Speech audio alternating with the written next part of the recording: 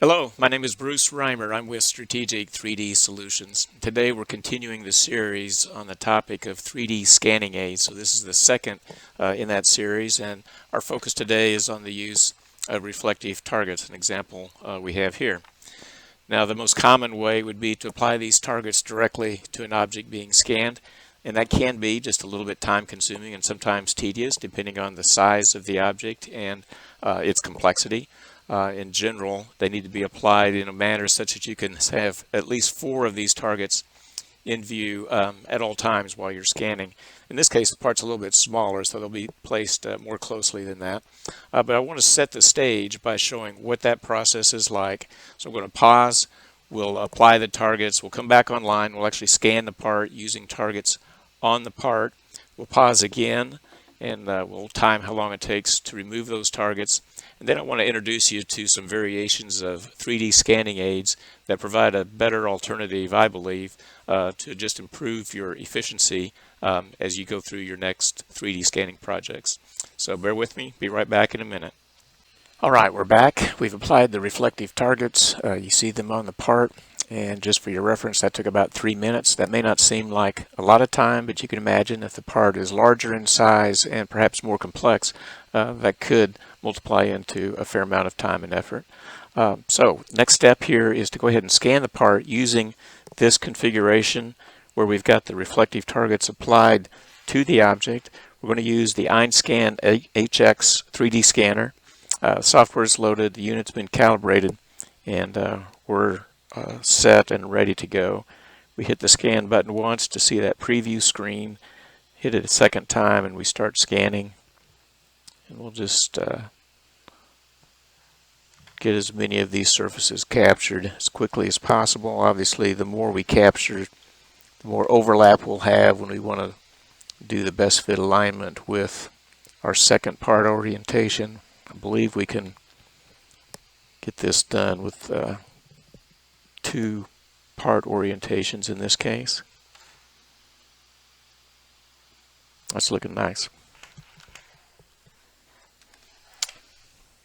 So we'll use the edit tool in the software to get rid of the information we obviously don't want to keep. The lasso tool allows us to select the part itself in close surrounds, and then we'll use the invert to select everything else, delete that, reorient the part, come in a bit closer just to clean up that. We'll accept those edits and now generate the point cloud. So that has that side looking good. We'll go ahead and create a second project. We're going to turn this part over for our second orientation. We'll plan to use the same scan settings.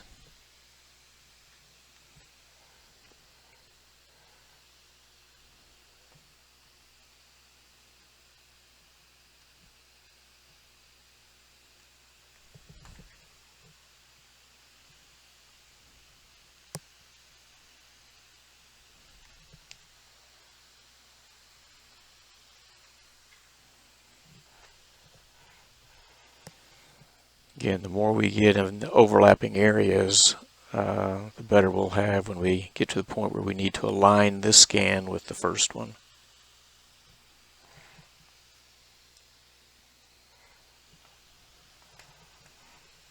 I believe that's got it covered well. As before, we'll go ahead and eliminate the information that we don't want to keep. First selecting what we do want to keep, then inverting, deleting.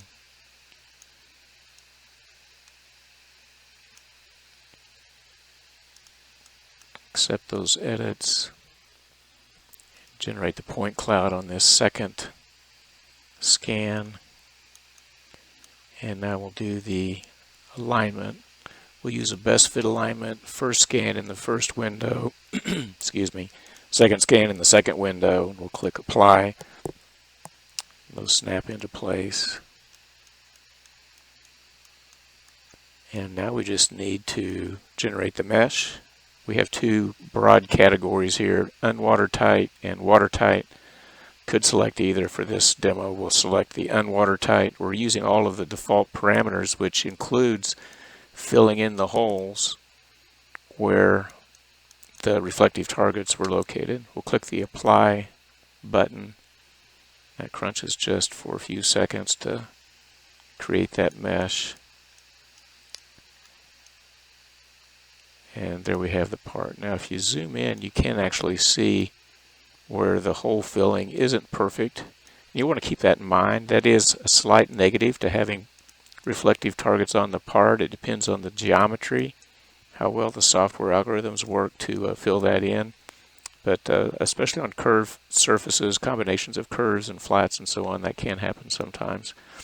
Whereas the alternative I'm going to show you, that will not be the case, because we don't have, in those cases, reflective targets on the part. We'll have them around the part or near it. So we would select Confirm and then save out our STL file. Okay, so the next thing we want to do is go ahead and remove those targets. We'll time that. I'm going to go offline for a minute. I'll come back on, and then I want to show you the alternatives that provide a nice way to improve the efficiency for your 3D scanning and still give you a very nice result. All right, be right back. All right, we're back. We've got those reflective targets removed from the part, and for your info, that took just about a minute and a half. So they came off fairly quickly. In this case, this part is fairly porous. The adhesive works well, but not so well that it makes it incredibly difficult to get them off. Sometimes those smooth surfaces can be more challenging and therefore more time-consuming. All right, so to continue the process, we want to show you a couple of scanning aids and an actual scan using a couple of scanning aids. And in this case, I'm going to use a turntable that was purchased online, and we just applied reflective targets to it. And we'll set the part on that. That gives us the ability to rotate it and get easy access. We'll place the part, and again, I think we can do this with two part orientations. The second version are these little pyramids. These were designed and 3D printed, little pyramids with reflective targets on surfaces that give us just a little bit of a vertical orientation. We'll go ahead and put 4 of those around there. So we've got a lot of targets here to get this baby aligned, and we'll go with that. So we're going to open up a new project group, and we'll just say Demo 1, and apply those settings, and we're set now to begin scanning. Again, we're using the Einscan HX. And we'll, as we did before, see how quickly we can get all of these surfaces captured. Instead of having to move the scanner around quite as much, the turntable gives me the advantage being able to move the part along with all of those scanning aids around the part.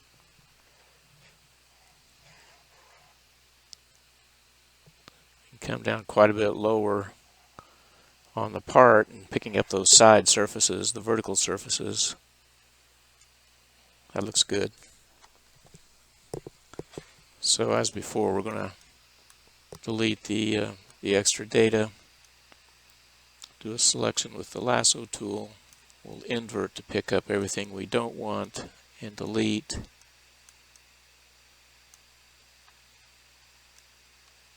And we'll select this again and delete. Accept those edits and generate the point cloud.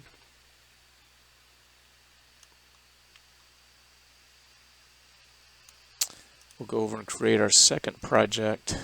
We're going to flip the part over on its side, and we'll do the same thing. Same settings.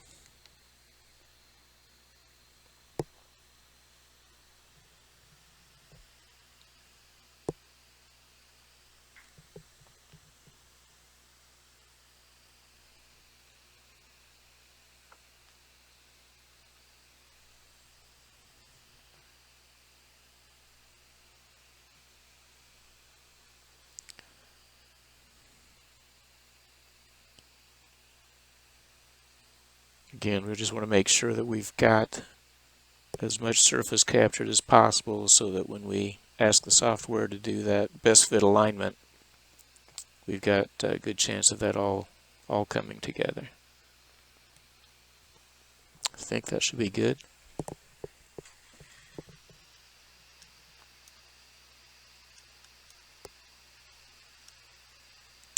So, same process as before, selecting, inverting, and deleting.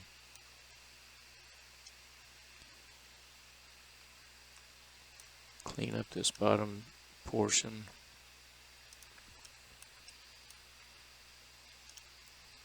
Accept those edits. Create the point cloud.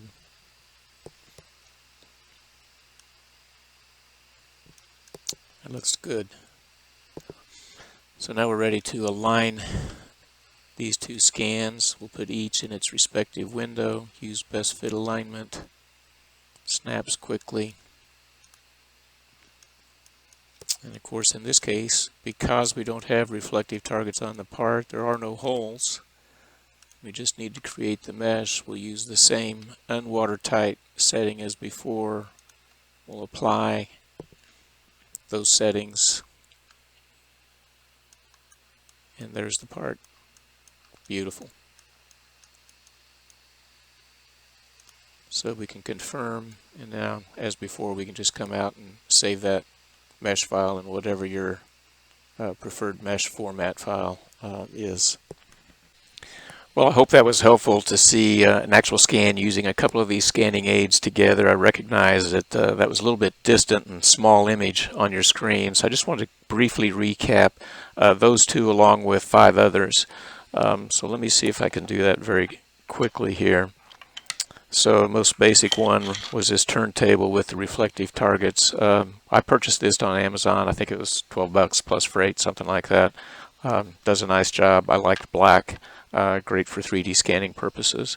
And then the other one that I used with the turntable were these pyramids, and these were designed and 3D printed, and then we applied the reflective targets. Hopefully you can get a sense for that. They're actually hollow inside. You can do variations of that, whatever design might be of interest to you. I've got 4 of those here. That seems to work for a lot of applications. Now if you don't have access to a turntable, an easy alternative is to buy some black poster board, apply the reflective targets. You could still turn it a little bit, not quite as easily, but at any rate it gives you a lot of targets for that reflective surface. So that would be scanning aid number 3.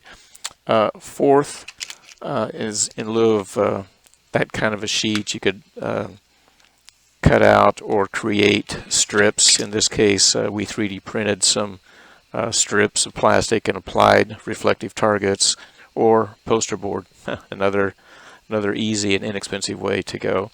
You can imagine setting this up and aligning it however you needed to for a given part size and geometry. So that's the 4th version. 5th version, similar to it. In this case we designed a stand. It's got a small groove in the bottom that accepts these plastic sheets. You could do different sizes and shapes. The whole key here is just to provide a surface for the application of targets that are going to address that need to come down on the sides and pick up vertical targets. Slightly larger size version of that would be here, and you could orient it the other direction for even more height. So lots of ways to go. You can get resourceful. You might have an unusually shaped part that would suggest you try something completely different from any of these. Here's another way to think about doing this. We designed 2 right angle pieces, had these 3D printed, applied the reflective targets. You could do them in this vertical orientation for a taller part. You could do them in combination, maybe flip one on its side to get more width to cover the part. Give it some background surfaces for targeting. So that's number 6. And then lastly is these parts that have the hexagon profiles. Again, these were designed and 3D printed. The underneath side is a little bit larger. Don't know again how well you can see those, but it fits nicely so that they're stackable. So you could imagine using these in combination, say with the turntable, Maybe you don't need that much height, but you can put them however you'd like. And the hexagon shape gives you a lot of surfaces to easily allow tracking as you make those rotations and scan. Well, I hope that gives you some nice ideas to consider. You may have others on your own. I realize that not everybody's got CAD software at their fingertips, or maybe they can't 3D print, but if we can help out with that in any way, just let me know. If you have other ideas or suggestions, we would encourage you to link up with us. Appreciate your time and interest, and we hope you have a great day. Thanks so much.